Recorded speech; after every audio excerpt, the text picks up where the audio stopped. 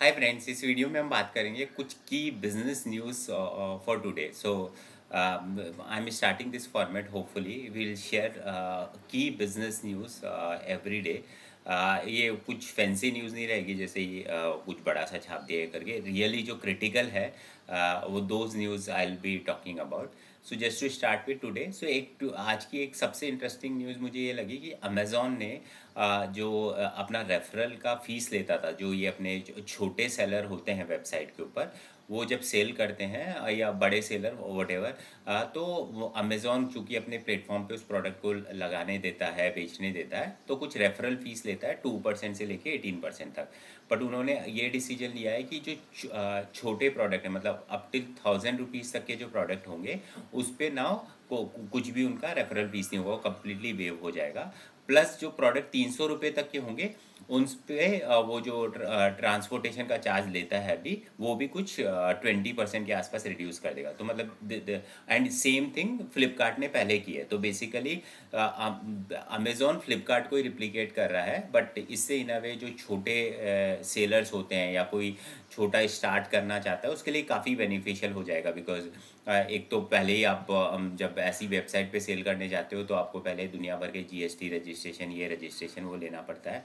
उसके अलावा और चीज़ें रहती है। बट अब ये जो रेफरल फीस और ट्रांजैक्शन फीस में कमी आ जाएगी, ट्रांसपोर्टेशन फीस में कमी आ जाएगी, उससे again it will be easier to start any kind of business for a small seller. So एक मेरे को काफ़ी इंटरेस्टिंग न्यूज़ लगी। Second interesting news is regarding the Indian Semiconductor Mission 2.0. So while उस पर गवर्नमेंट ने बजट अलोकेट किया है, काफ़ी सारी चीज़ें हो रही है। अभी कल व्हाट यू कॉल मैक्रोन की फैक्ट्री भी चालू हो गई है सनातन में। सो काफ़ी सारी चीज़ें हो रही है। तो उसी में गवर्नमेंट का एक और क्लैरिटी आया उस पर, और क्लैरिटी या मतलब एक और अंडरस्टैंडिंग क्लियर आई है कि सेमीकंडक्टर जो मिशन 1 था वो more about the chip prefab करने के अराउंड था। लेकिन जो 2 है वो एक माइल अहेड जा रहे हैं, which I really like. One is वो बोल रहे हैं कि एक है कि अभी तक आप जस्ट लोग बोल रहे हैं और वो बना रहे हो, तो बेसिकली आप एक आउटसोर्स पार्टनर बने हुए हो।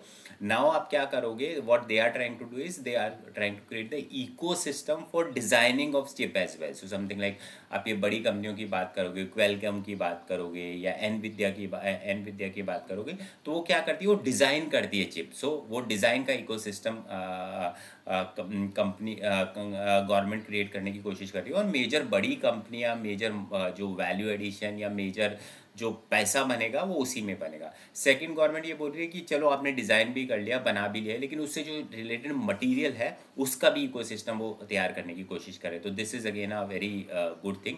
एंड थर्ड इज़ आप बनाओगे बनाओगे बट उससे रिलेटेड जो मशीनरी इक्विपमेंट है उसका इकोसिस्टम भी गवर्नमेंट क्रिएट करने की कोशिश करे। तो basically they are trying to stitch all legs की इक्विपमेंट भी इंडिया में बने, मटेरियल भी इंडिया में बने, डिज़ाइनिंग भी इंडिया में होए, और फिर उसके बाद में चिप मैन्युफैक्चरिंग होके आउट ऑफ द वर्ल्ड जाए। तो ओवरऑल इससे पूरा सेमीकंडक्टर का इकोसिस्टम क्रिएट होने वाला है, which is a very welcoming move. So at least thought process is there, so from there they are starting. So that's also I like very much.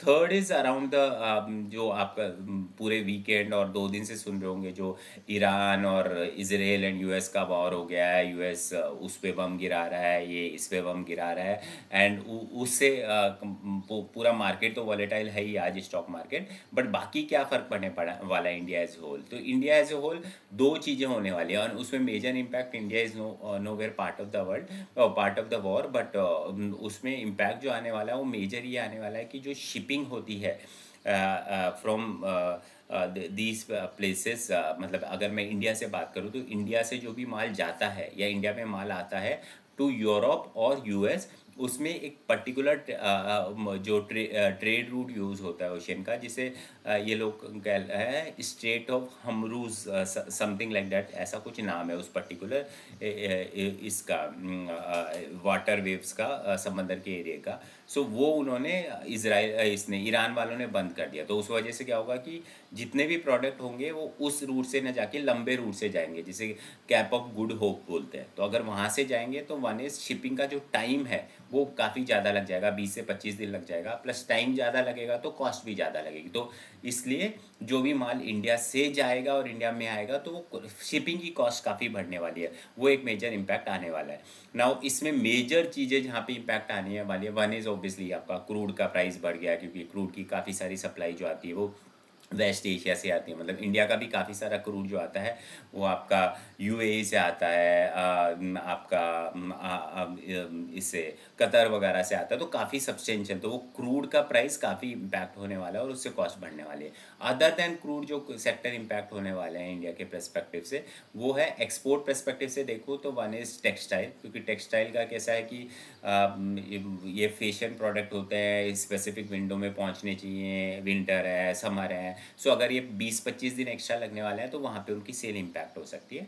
And second is onion का export is going to impact, because वहाँ पे भी ये shipping whipping की वजह से काफ़ी impact आने वाला है। दूसरा, इंपोर्ट परस्पेक्टिव से देखो तो इंपोर्ट में एक मेजर इम्पैक्ट आने वाला है फर्टिलाइजर का, बिकॉज मैंने लास्ट वीडियो में भी डिस्कस किया था कि हमारा अराउंड 40% जो फर्टिलाइजर है वो इम्पोर्टेड होता है। और फर्टिलाइजर की विंडो भी as you know there is a specific window, जब वो आएगा फिर क्रॉप में यूज़ होएगा। तो स्पेसिफिकली अभी जो फर्टिलाइज़र आने वाला है वो इसमें खरीफ की इसमें सोइंग में यूज़ होने वाला है। तो वहाँ पे अगर ये डिले हुआ तो ओवरऑल हमारा शॉर्टेज इंक्रीज हो जाएगा और फर्टिलाइज़र का प्राइस बढ़ जाएगा।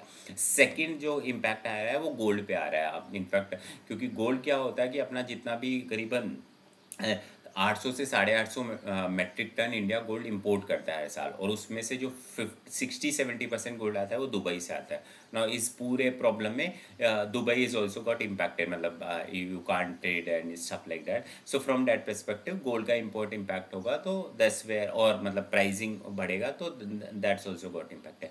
So I think these are the 3-4 news which I felt interesting and which may be of new use for you guys. So that's where intent is to share that. Thank you.